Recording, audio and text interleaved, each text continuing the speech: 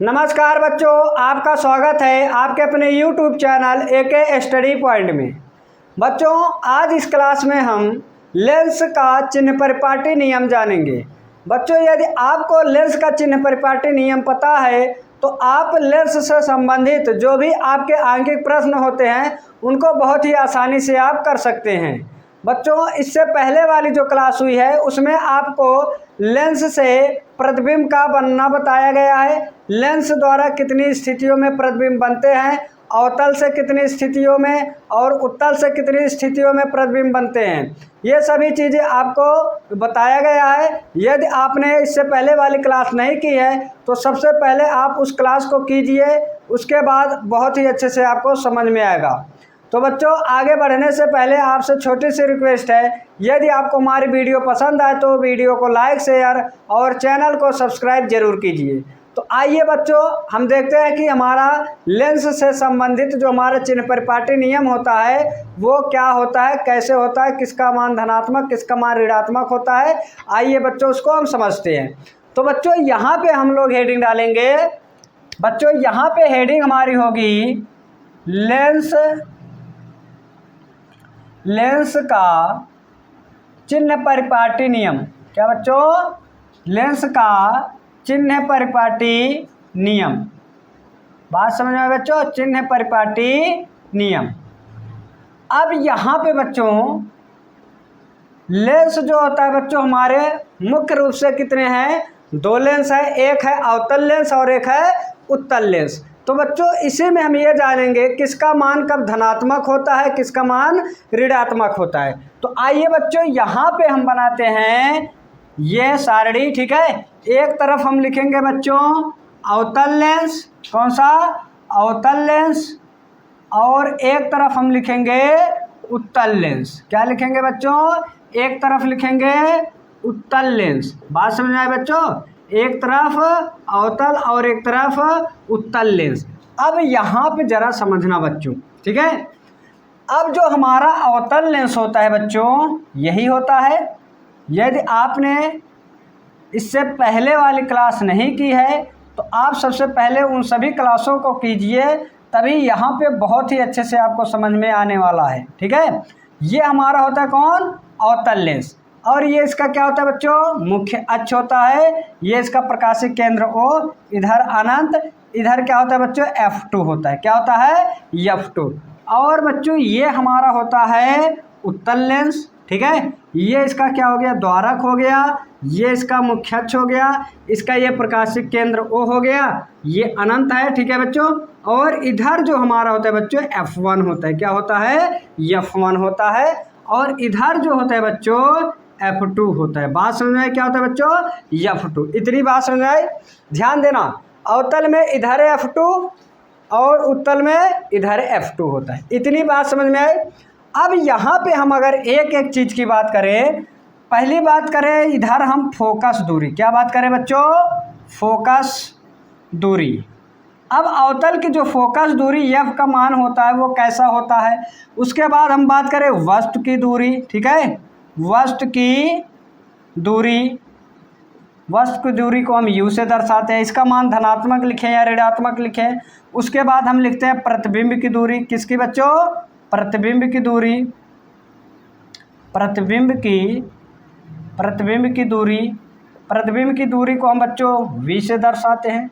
ठीक है, उसके बाद बच्चों इधर ही लिखते हैं, हम इधर लिखेंगे। अब इधर हम लिखते हैं वस्तु की लंबाई। क्या बच्चों?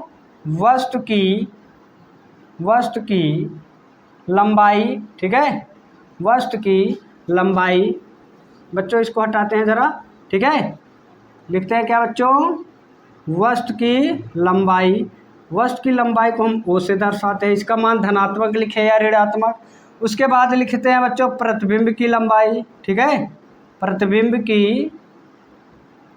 की लंबाई। ठीक है बच्चों, यहाँ पे आप चिन्ह परिपाटी नियम को जब तक समझेंगे नहीं तब तक जो हमारे आंकिक प्रश्न होते हैं उनको करने में हमें बहुत ही कठिनाई होगी बच्चों।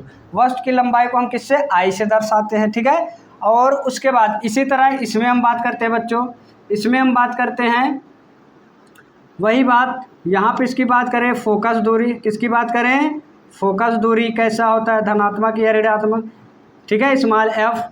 और उसके बाद वस्तु की दूरी, वस्तु की दूरी यू से दर्शाते हैं। प्रतिबिंब की दूरी, प्रतिबिंब की दूरी को हम वी से दर्शाते हैं। बात समझ में आई।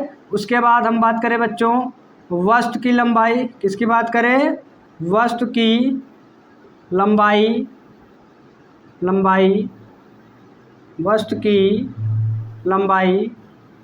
की लंबाई को हम ओ से दर्शाते हैं, ओ फॉर ऑब्जेक्ट, ठीक है। उसके बाद हम बात करें प्रतिबिंब की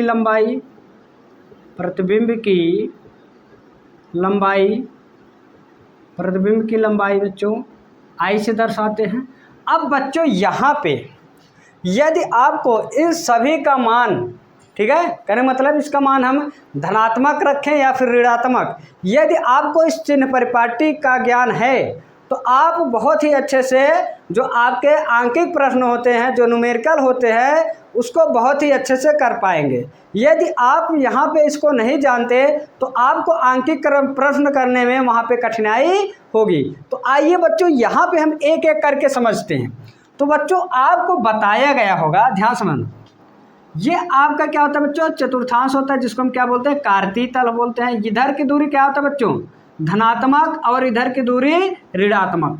ऊपर की दूरी धनात्मक, नीचे की दूरी ऋणात्मक। बात समझ में आई।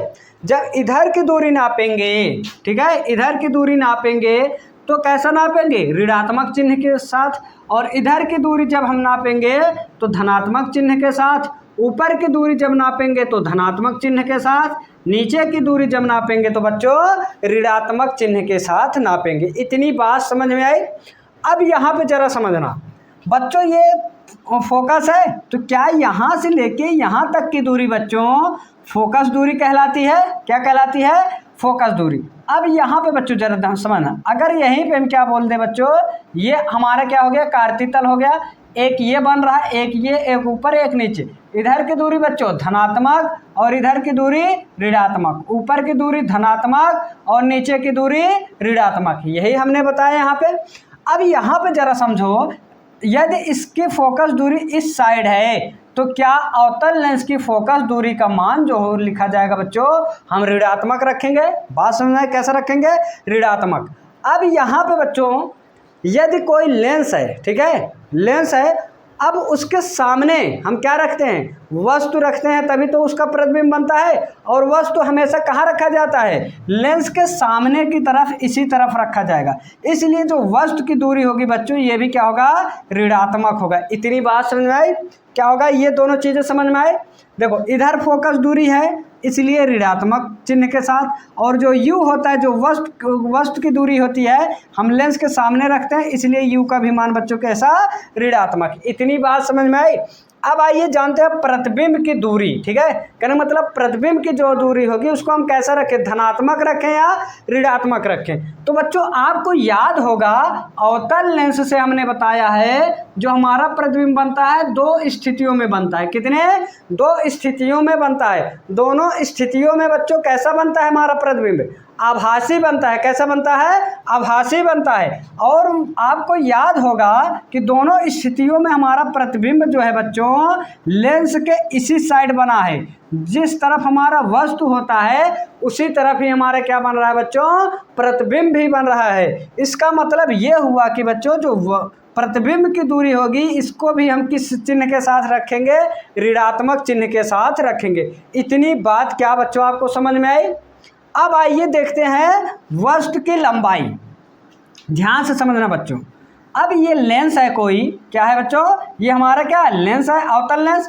अब इसके सामने हम जो वस्तु रखते हैं बच्चों वो क्या रखते हैं, लंबवत रखते हैं, ऊपर की दिशा में रखते हैं। कैसे रखते हैं, मान लो ये बच्चों कोई लेंस है, अवतल लेंस है, और इसके सामने जब हम वस्तु रखते हैं ये इसकी लंबाई होगी ऊपर की दिशा में। और हमने बताया है बच्चों जो ऊपर की दिशा होगी, ऊपर की तरफ होगा, उसका मान हम कैसा रखेंगे, धनात्मक रखेंगे। बात समझ में आई? तो कहने का मतलब ओ का मान जो होगा बच्चों, वस्तु की लंबाई जो होगी वो हमारी क्या होगी, धनात्मक होगी। बात समझ में आई? धनात्मक कहने का मतलब धन चिन्ह के साथ हम रखेंगे। अब यहाँ पे समझो प्रतिबिंब की लंबाई। बच्चों क्या आपको पता है दोनों स्थितियों में हमारा प्रतिबिंब कैसा बना था, आभासी बना था। और जब आभासी प्रतिबिंब है तो हमारा आभासी प्रतिबिंब जो होता है वो हमारा कैसा होता है, सीधा होता है। अब ये बच्चों यहाँ पे ध्यान दो जरा, एक तो आपका दूसरी स्थिति हम बनाते हैं, यही तो था, जरा ध्यान देना बच्चों, ये और इसका प्रकाशिक केंद्र यहाँ से होकर गुजरा था, यहीं पे तो ये प्रतिबिंब बन रहा था। ये ए और हमारा बी क्या था बच्चों, वस्तु थी, तो ए डैश और बी डैश क्या बन रहा था, प्रतिबिंब। तो बच्चों यहाँ पे आप देखोगे ये हमारा कैसा है, ऊपर की दिशा में है, इसलिए आई का भी मान बच्चों कैसा होगा, धनात्मक होगा। बात समझ में आई? प्रतिबिंब की लंबाई कैसा होगा बच्चों, धनात्मक होगा। ये तीन हमारे कैसे, ऋणात्मक, ये हमारे दो मान कैसे, धनात्मक चिन्ह के साथ रखे जाएंगे। क्या बच्चों अवतल लेंस में आपको कोई दिक्कत है? नहीं होनी चाहिए। यदि आप क्लास को कंटिन्यू कर रहे हो, हर एक क्लास बिल्कुल क्रमवाइज देख रहे हो, पढ़ रहे हो, तो आपको कोई भी समस्या होने वाली नहीं है। तो आइए बच्चों इसी तरह हम समझते हैं उत्तल लेंस में, ठीक है। उत्तल लेंस की फोकस दूरी क्या होती है, इन सब का मान कैसा क्या होता है समझते हैं। जरा यहाँ पे ध्यान देना बच्चों, जब कोई प्रकाश किरण, ध्यान समझना, जब कोई प्रकाश किरण ऐसे मुख्य अक्ष के समांतर आता है, द्वितीय फोकस F2 से होकर गुजरता है, और हमने बताया है बच्चों यहाँ से यहाँ तक की दूरी, ठीक है, फोकस से लेके लेंस के बीच की दूरी क्या बच्चों हमारी फोकस दूरी कहलाती है। क्या कहलाती है, फोकस दूरी कहलाती है। और बच्चों आप अगर ध्यान देंगे, हमने जो ये चित्र बनाया था, इधर की दूरी धनात्मक, इधर का ऋणात्मक, तो क्या बच्चों यहाँ पे अगर हम ऐसे खींच ले इसको, तो इधर की दूरी हमारी कैसे होगी, धनात्मक होगी। अब यहाँ पे जो उत्तल लेंस है उसकी फोकस दूरी कैसी बच्चों, धनात्मक होगा। बात समझ में आई? ये कार्तीय तल याद रखना बच्चों, यदि आपको ये कार्तीय तल याद है, ये चतुर्थांश याद है, तो आप बहुत ही अच्छे से चिन्ह परिपाटी को समझ सकते हो। यदि आपको ये क्लियर नहीं है तो चिन्ह परिपाटी समझने में थोड़ी कठिनाई होगी। बात समझ में आई? अब जरा ध्यान देना बच्चों, वस्तु की दूरी, ठीक है। अब वस्तु की दूरी हम कैसा रखें, धनात्मक रखें या ऋणात्मक रखें? बच्चों आपको याद होगा बच्चों, यहाँ पे जो हमारा उत्तल लेंस था, इससे 6 स्थितियों में प्रतिबिंब बना था, 5 में कैसा बना था, वास्तविक, और 1 में हमारा कैसा बना था बच्चों, 1 में हमारा कैसा बना था, आभासी बना था। बात समझ में आई?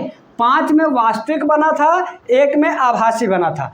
और हम हर बार जो वस्तु है वो लेंस के सामने ही रख रहे थे, वस्तु को हमेशा हम कहाँ रख रहे थे बच्चों, लेंस के सामने रख रहे थे। तो क्या बच्चों इधर की दूरी जो है वो हमारा इस कार्तीय तल के अनुसार बच्चों u का मान जो होगा ऋणात्मक होगा। बात समझ में आई?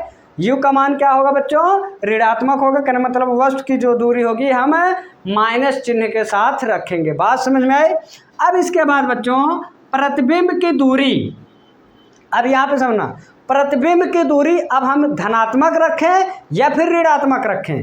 तो बच्चों आपको याद होगा हमने ये बताया था, जो उत्तल लेंस होता है उससे 6 स्थितियों में प्रतिबिंब बनता है। 5 में हमारा वास्तविक बनता है, कैसा बनता है, 5 में वास्तविक बनता है, लेकिन 1 में आभासी बनता है। आभासी कब बन रहा था बच्चों, जब हमारा वस्तु यहाँ आ गया था और जिस तरफ वस्तु था उसी तरफ हमारा क्या बन रहा था, प्रतिबिंब बन रहा था। लेकिन 5 स्थितियों में हमारा इस साइड प्रतिबिंब बन रहा था। इस साइड जब प्रतिबिंब बना तो उसके लिए मान कैसा होना चाहिए बच्चों, धनात्मक। बात समझ में आई? जब इस साइड हमारा प्रतिबिंब 5 स्थितियों में, इस साइड हमारा प्रतिबिंब बना था वास्तविक, तो 5 स्थितियों के लिए जो v का मान रखेंगे धनात्मक रखेंगे। लेकिन एक स्थिति हमारी ऐसी थी जब हमारा प्रतिबिंब क्या बन रहा था बच्चों, आभासी बन रहा था। तो क्या 5 के लिए हम धनात्मक रख लिए, तो 1 के लिए बच्चों जब इधर प्रतिबिंब बन रहा है तो 1 के लिए हम ऋणात्मक भी तो रखेंगे। बात समझ में आई? 1 के लिए हम क्या रखेंगे, ऋणात्मक। इतनी बात समझ में आई? इसमें जो हमारा v का मान होगा धनात्मक भी हो सकता है और ऋणात्मक भी हो सकता है। बात समझ में आई? अब इसके बाद हम बात करते हैं बच्चों वस्तु की लंबाई। क्या बात करेंगे बच्चों? वस्तु की लंबाई।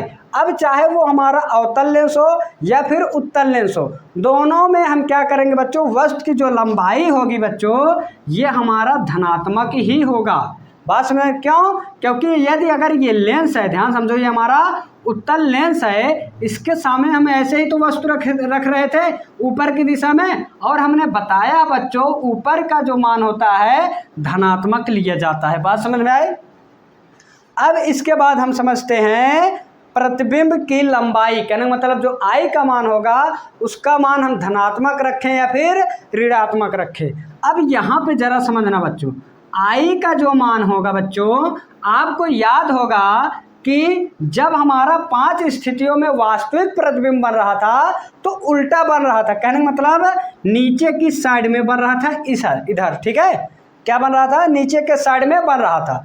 लेकिन एक स्थिति हमारी ऐसी आई थी जब हमारा प्रतिबिंब आभासी बना था, तो आभासी जब बना था तो हमारा प्रतिबिंब कैसा था बच्चों? सीधा था। कहने का मतलब इस साइड जब ये वस्तु रखी गई थी तो इसी साइड हमारा ऊपर की दिशा में ही हमारा क्या बना था? प्रतिबिंब भी बना था। तो क्या बच्चों, ये देखो, इसके लिए हम ऋणात्मक रखेंगे। हमने बताया नीचे का मान क्या होता है? ऋणात्मक। इसके लिए क्या बच्चों? ऋणात्मक। बात समझ में आई? और एक बार ऊपर के लिए तो क्या बच्चों? धनात्मक। इसको बच्चों थोड़ा अच्छे से लिख लेते हैं। एक के लिए धनात्मक, ये ऊपर की दिशा में, और जो हमारा उल्टा बन रहा था उसके लिए हम मान क्या रखेंगे बच्चों? ऋणात्मक रखेंगे। बात समझ में आई? यदि जिस बच्चे को, ठीक है, जिस बच्चे को इसमें कोई भी डाउट है तो वो बता दे। यदि जिसको समझ में नहीं आया कि सर चिन्ह परिपाटी नियम ये कैसे क्या हुआ, वो बता दे तो यहाँ पे उसका डाउट क्लियर हो जाएगा। बात समझ में आई सबको? बिल्कुल। अब यहाँ पे जरा ध्यान देना बच्चों, यदि अब आपको यहाँ पे कहीं भी कोई कन्फ्यूजन है तो आप एक बार वीडियो को रिवाइज करके देखना, दोबारा से देखना, तो आपका डाउट बिल्कुल क्लियर हो जाएगा। और यदि आपने अभी तक हमारी इससे पिछली वाली क्लासें नहीं की है तो सबसे पहले आप उन सभी क्लासों को बिल्कुल क्रम वाइज कीजिए और पूरा वॉच कीजिए। उसके बाद आपको यहाँ पे कोई समस्या होने वाली नहीं है। तो बच्चों यही आपका है, ठीक है, जो आपका लेंस से संबंधित आपके जो आंकिक प्रश्न आएंगे, ये समझ लो ये उसका क्या है बच्चों? नींव है, आधार है। यदि आपको ये इसका ज्ञान है, ये चीज़ें पता हैं, तो आप उस सवाल को बहुत ही अच्छे से कर पाओगे। बात समझ में आई बच्चों? इसी तरह हमारा दर्पण में भी चिन्ह परिपाटी नियम बताया गया था। इसी तरह हमारा क्या था, उसमें भी प्लस माइनस ये कॉन्सेप्ट क्लियर था। तो वहाँ पे हम आंकिक प्रश्न को बहुत ही अच्छे से कर रहे थे। तो बच्चों इसी तरह इसमें भी यदि आपको ये सभी चीज़ें पता हैं तो आप लेंस से संबंधित आपके जो भी सवाल होंगे बहुत ही अच्छे से कर पाओगे। तो बच्चों यदि आप इसका स्क्रीनशॉट लेना चाहते हो तो कर लीजिए और इसको बहुत ही अच्छे से आप थोड़ा समझ लीजिए। बात समझ आए? तो बच्चों यदि आपको हमारी वीडियो पसंद आई हो तो वीडियो को लाइक, शेयर और चैनल को सब्सक्राइब जरूर कीजिए। तो बच्चों मिलते हैं अगली क्लास में, तब तक के लिए धन्यवाद।